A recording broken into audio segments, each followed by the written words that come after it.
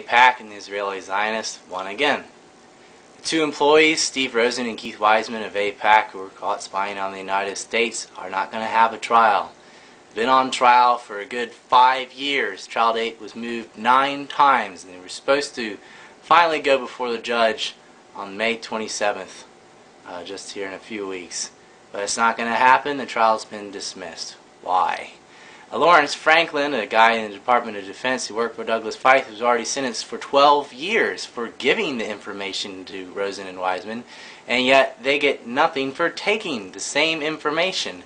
The reasoning behind this, and I'm not kidding, this was the reasoning, was that they had to prove, the prosecution would have to prove that Rosen and Weissmen knew that it could harm the United States to steal classified information and share it with Israel. Exactly why is that relevant at all? They don't have to know whether or not they intend to harm the United States by stealing classified information. They know it's illegal to steal classified information. It doesn't matter what they do with it. It doesn't matter if they told nobody. You can't steal classified information from the U.S. government. These weren't journalists or anything. These were lobbyists for the Israeli lobby, Aipac, which isn't even registered as a foreign lobby. But they have the interest of a foreign nation at heart, not the United States. And they fed us a bunch of bogus crap about Iraq and Iran. Now the bigger picture is, the reason they really didn't want the Aipac to have trials because when Steve Rosen was countersuing Aipac, which would put Aipac itself on trial in June, all of them, and then the other shoe would really drop. And he said, if I'm going down, you're going down. And Aipac said, if we're going down, everybody's going down. So you saw in the recent weeks they had the Jane Harman scandal with Nancy Pelosi and Chertoff, etc. All the people in Obama's administration, these Democrats were getting in trouble. And prior to that, you had a lot of Bush administration officials involved in this, including Condoleezza Rice, who was set to be subpoenaed. Not going to happen, not going to have a trial. But this is the reason why it's so important. Israel was spying on the United States, and that's the 3rd time they were busted since 9/11. Of course, we had the art students, infamous art students, spying on the U.S. with cells next to Al-Qaeda in the events leading up to and after 9/11. That never made the news. Fox did a 4-series report on it. It got yanked and was never aired. No reporting on that. And then we had the naval spies from Israel. We had the urban moving jerks, and now the Aipac. Douglas Feith's office created the Office of Special Plans, which had a mirror group in Israel, printing out things in English and giving it right to Feith's office, which went right to the Bush administration. Stovepipe circumvented all our intelligence agencies, and they put out all the bogus information about WMDs in Iraq, etc. But he was meeting with Israeli generals, which weren't even cleared and weren't escorted or anything, just directly into his office. Israel went right to Douglas Feith, somebody already accused of spying for Israel, who was working for the Defense for Policy at the time, Richard Pearl, who already was busted spying for Israel. Pearl and Feith's little cabal there in the Defense Department cooked up all these pre-invasion lies and hype about Iraq. All of them turned out to be false, and they're getting this information from Israeli generals, and they're leaking information back to Israel through Aipac employees who don't go to trial. Lawrence Franklin, the man that leaked the information to the Aipac officials, was also part of the infamous Niger forgeries with Michael Ledeen, where they famously forged the signature of a foreign minister who was an obsolete foreign minister, trying to say that Saddam Hussein is buying yellow cake uranium from Niger. Well, that document had to be false because the person who supposedly signed it no longer even worked there, so they just wrote his name on there. And that came through that same office. So the guy who's leaking information back to Israel is also lying on the behalf of Israel with these myths about Iraq's WMDs. So there's no doubt that he was part of the Office of Special Plans. And what Feith and Pearl and Wolfowitz were doing was setting up a war for Israel. The Zionists wrote the pre-war hype, and they're the ones who fabricated the so-called intelligence, which is what the basis was when we went to war in Iraq.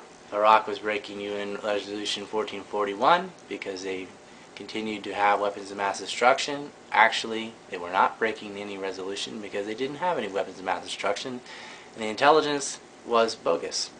The Niger forgeries were a lie, and that wasn't a mistake. It had to be a lie. You can't mistakenly write someone's name on a piece of paper who's not even there.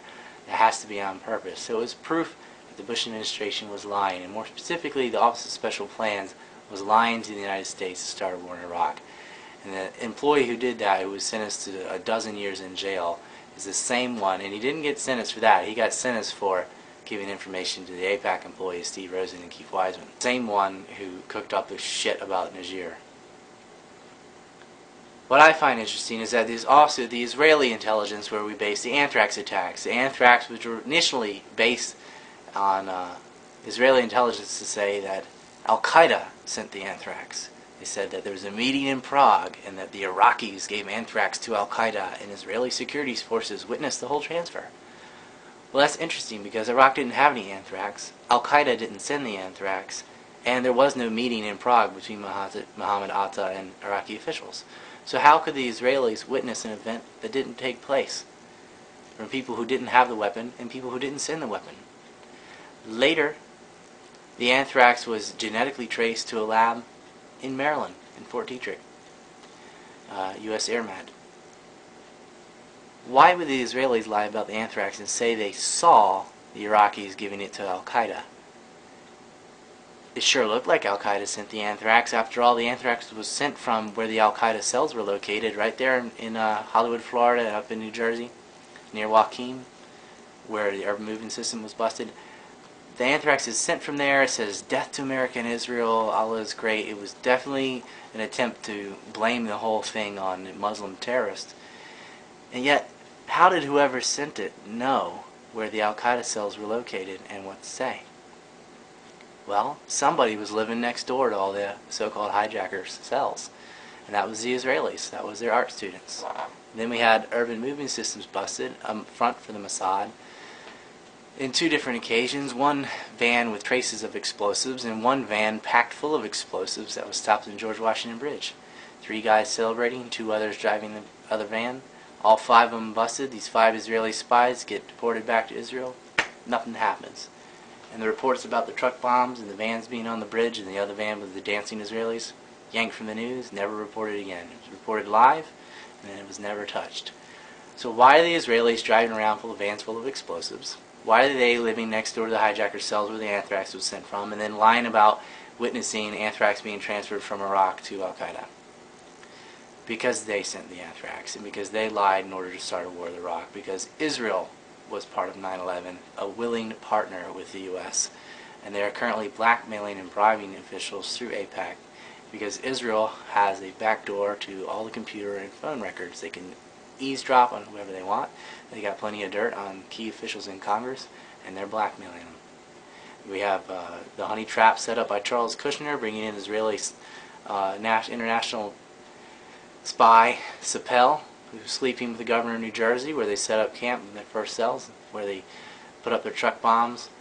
It's interesting, too, that back in 1993, in the first World Trade Center bombing, which was a truck bomb that the FBI set up and tried to blame on a patsy, anthrax was stolen from the same lab in 93 by Dr. Philip Zach, who anonymously wrote a letter to the Justice Department before any anthrax mail had been sent or publicly acknowledged on the media. This guy writes to the Justice Department trying to blame an anthrax attack on Assad, who gets cleared by the FBI. But do they go and question Philip Zach? No. They're not going to question him because he's with the Israelis, and they're not going to go there. So they chased around Stephen Hatfield for 6 years, and then finally Bruce Ivins, who kills himself conveniently 20 days after he's accused.